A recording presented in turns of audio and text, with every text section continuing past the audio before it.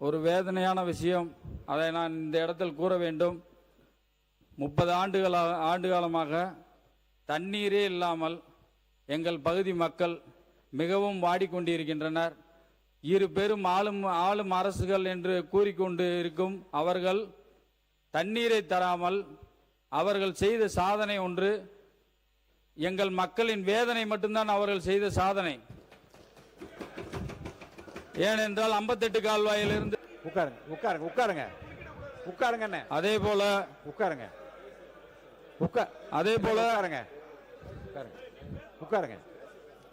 58 கால்வாயில் இங்கு வல்லரசு அவர்கள் கொண்டு வந்தார்கள். அவர் பெயரையும் சூட்ட வேண்டும். அதே போல 58 கால்வாயை முடிச்ச பிறகு சொல்லுங்க. நான் தான் வாய்ப்பு தரேன்னு சொல்றேன். 58 கால்வாயை நிறைவேற்றி விட்டோம். 58 கால்வாய் ஆசியாவிலே மிகப்பெரிய தொட்டிப்பாலம் அமைத்தோம் என்று கூறிக்கொண்டால் மட்டும் போதாது, அதில் தண்ணீர் வர வேண்டும். அணையில் போன வருடம் 4 முறை வெள்ள அபாய எச்சரிக்கை விட்டாங்க. ஆனா 4 முறையும் ஒரு உபரி நீரை கூட எங்க பகுதி மக்களுக்கு அவங்க கொடுக்கவே இல்லை. அதுதான் பெரிய வேதனை. தண்ணியே இல்லை. இந்த வேதனை எங்க சொல்றது? நாங்க அந்த மாமன்றத்தில் தான் சொல்லணும். ஏன்னா இன்னொரு விஷயம், இங்க இருக்க சட்டமன்ற உறுப்பினர்கள் அனைவரும் 200 அடி 300 அடியில் தண்ணி இல்லைன்னு சொன்னாங்க. ஆனா 200 அடி 300 அடியில் தண்ணி இல்லைனாலும் எங்க பகுதியில் 1100 அடி போட்டாலும் தண்ணியே இல்லை. நிலத்தடி நீரே இல்லை. நிலத்தடி நீர் இருக்கிறதுக்காக தான் இந்த மாதிரி ஒரு திட்டத்தை கொண்டு வந்தாங்க PN வல்லரசு அவர்கள். அதை நிறைவேற்றி தரவே இல்லை. இந்த தண்ணி இல்லாம இங்க மக்கள் ஒரு 5000 ஆரம்பிச்சாங்க. ஒரு 30 வருஷத்துல இருந்து இன்னைக்கு 20,000 குடும்பங்கள் வெளி மாநிலத்துல போய் வேலை பார்த்துட்டு இருக்காங்க. இந்த மக்கள் எல்லாம் வெளி மாநிலத்தில் வேலை பார்க்கறதுக்கு ஒரு அடிப்படை வசதி, ஒரு விவசாயிகள் தண்ணி இல்லாம இருக்காங்கன்றத எங்களோட கோரிக்கை. அது ஒரு பிரதான கோரிக்கை.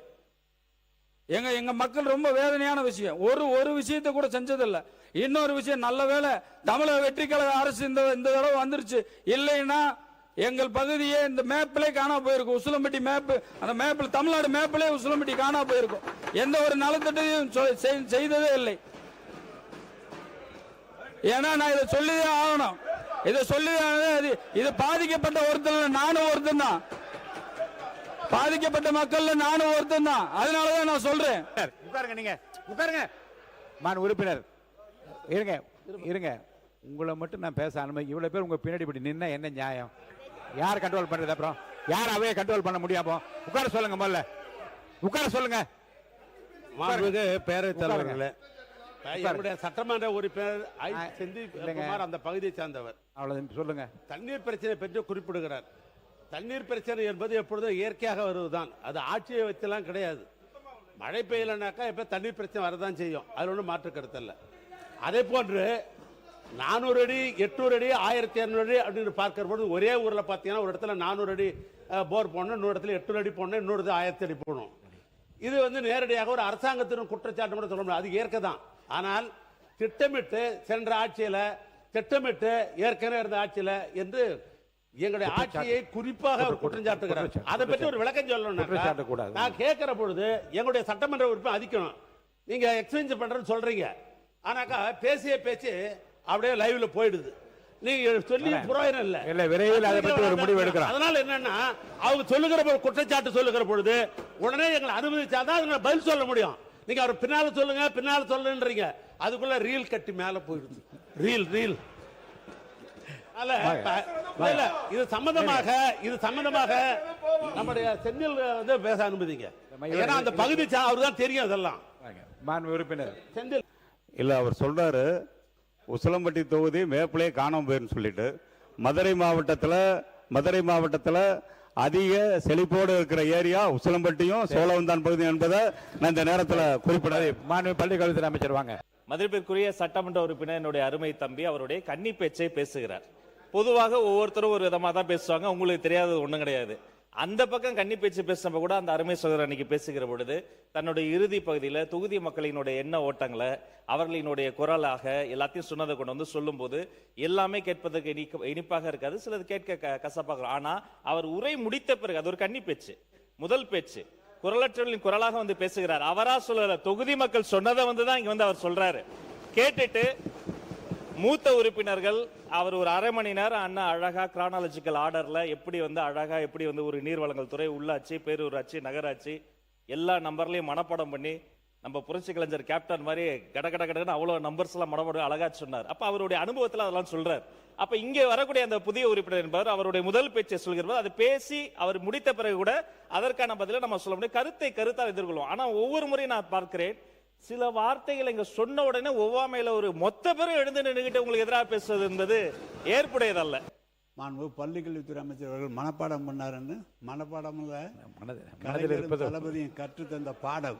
எனவே மனப்பாடம் அல்ல, எனக்கே 5 வருஷம் அந்த துறையை எங்களுக்கு தெரியாதாது எப்படி தெரியும்?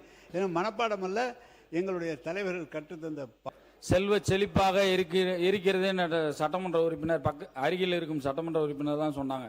ஆனா நான் வந்து என் குரலை வந்து மக்கள் குரலா தான் சொல்றேன், அந்த வேதனையை தான் சொல்றேன், அதை புரிஞ்சுக்கிறாம இவங்க பேப்பர்ல படிச்சுட்டா அது தொகுதிக்கு நடைமுறைக்கு வந்துருமா, இவங்க பேப்பர்ல அறிவிச்சுட்டா அது தொகுதிக்கு நடைமுறைக்கு வந்துருமா? அந்த தொகுதியை பார்த்தா, அந்த மக்களை பார்த்தா இன்னும் வந்து அவங்க ஒரு சட்டை போறது கூட 80% மக்கள் அவங்க நல்லா இல்ல. பேரவைத் தலைவர் அவர்களே, அவங்கள ரொம்ப பாதிக்கப்பட்டு இருக்காங்க. அவங்க சட்டை போடுறது கூட தீபாவளி பொங்கலுக்கு போட்ட அந்த அந்த ஒரு சட்டையை 1 வருஷமா போட்டுட்டு இருக்காங்க. அந்த மாதிரி தான் இருக்காங்க, செல்வ செழிப்பா இருக்காங்கன்னு சொல்றாங்க. நான் அந்த மக்கள் குரலா தான் நான் அங்க இருப்பேன். எத்தனை எதிர்ப்பு வந்தாலும் எது வந்தாலும் நான் அந்த குரலை பதிவு செய்வேன். மக்கள் வேதனைப்படுகிறார்கள், பதிவு செய்வேன். மாற்றம் என்று இந்த அரசை சொன்னீர்களே, ஒரு நிவாரணத்தை கூட இந்த நடந்த நிகழ்வு அது. அதை நான் இந்த இடத்துல சொல்றேன். ஆட்சிக்கு வந்த ஒரு மாத காலத்துல ஒரு துயர சம்பவம், இடி விழுந்து 3 பேர் இறந்து விட்டார்கள். அதை உடனே எங்க பொறுப்பு அமைச்சரிடம் உடனே தெரிவித்தோம். உடனே மாண்புமிகு முதலமைச்சரிடம் தெரிவித்து, இறந்த வீட்டில் இறுதி சடங்கு முடிந்த உடனே போய் நின்று நிவாரணத்தை கொடுத்த அரசு தமிழக வெற்றி கழக அரசு. எங்கள் பகுதி மக்கள் அப்போ ஒன்று சொன்னாங்க, எம்எல்ஏவே பார்த்ததில்ல. இன்னைக்கு அமைச்சர், எம்எல்ஏ, கலெக்டர் எல்லாரும் வந்திருக்காங்க, எங்களுக்கு அதுவே பெரிய சந்தோஷம், ஆறுதலா இருக்குப்பா அப்படின்னு சொல்லி ஒரு துக்க வீட்டுல கூட சொன்னாங்க. அதுதான் எங்களை தமிழக வெற்றி கழகத்தோட ஆட்சியோட மாற்றம்.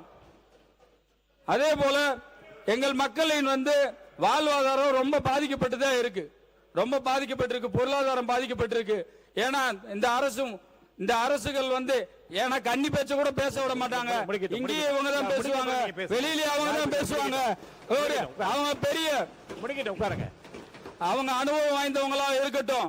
ஆனா நாங்கள் முதல் முறையா இருந்தாலும் பதவி ஒண்ணுதான், எம்எல்ஏன்றது பதவி ஒண்ணுதான். அது நான் என்னுடைய குரலை நான் சொல்லிதான் ஆகணும்.